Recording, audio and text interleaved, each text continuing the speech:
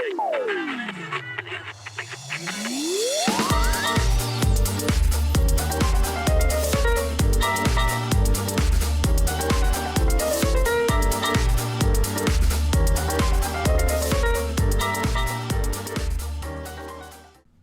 is going on, guys? It's still Sickbee here, and today we're on the dev blog again. They announced something that is pretty interesting today. I knew this was being added just because of some talk. I guess it was confirmed on the forums a while ago, but this is the M60A1. I believe this is called the Needle Nose M60.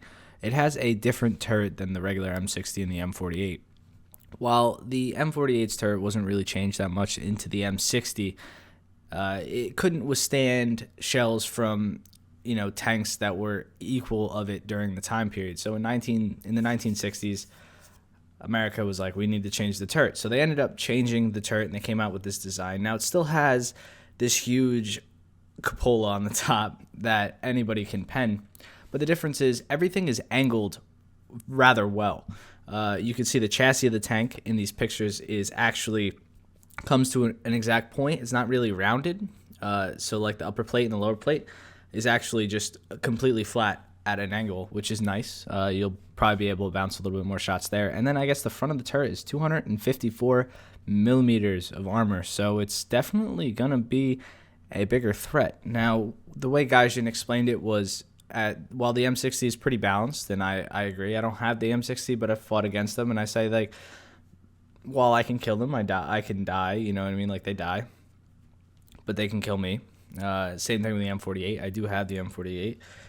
And what Gaijin's saying is this going to have more of an aggressive playstyle because it's a little bit harder to kill from the front.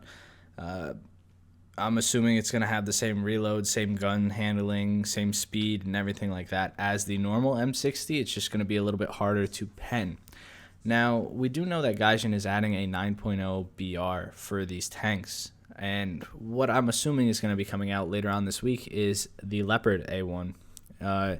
And it's going to be good. I'm excited because they're going a little bit more into the future, but they're still using tanks and technology that fits for War Thunder. I think War Thunder would work as a modern game, matter of fact, but it's pretty interesting. I'm excited for this tank. I'm excited for what they're going to be adding with this tank. T62 maybe, T55, Leopard A1, who knows? Different variants of the Chieftain, and so on and so forth, with bigger guns, and it's going to turn into a even scarier game, at least in RB, where one-shot potential is crazy. You can get some crazy bounces and stuff like that. You have to play a little bit more cautious. Can't just throw it into the wind, kind of like you can in the lower tiers with certain vehicles, which I'm pretty excited for. Now, also, the BR compression will obviously thin out. It'll be a little bit better when they add a 9.0 ranking or 9.0 BR. It'll thin everything out, kind of help a little bit with the compression that is in the game right now. But yeah, what are your guys' thoughts on this tank? It's not going to be a premium, so I know a lot of people hate on the premiums. I get it. I understand why people don't want to have to buy more tanks, but at the same time, at least for the Brumbar, it's a Brumbar. It's not like you don't want this thing in the tree. It's kind of it wasn't really used all the time. Most of the premiums that are in the game were kind of specially modified vehicles that weren't used a ton in the time period. So, what are you going to do about it? All right, guys, well, let me know. I'm also thinking about later on this week doing a video on the possibility of artillery in War Thunder and what I think, how it could work, or why I want it or why I don't want it. So if you want that, let me know in the comment section below.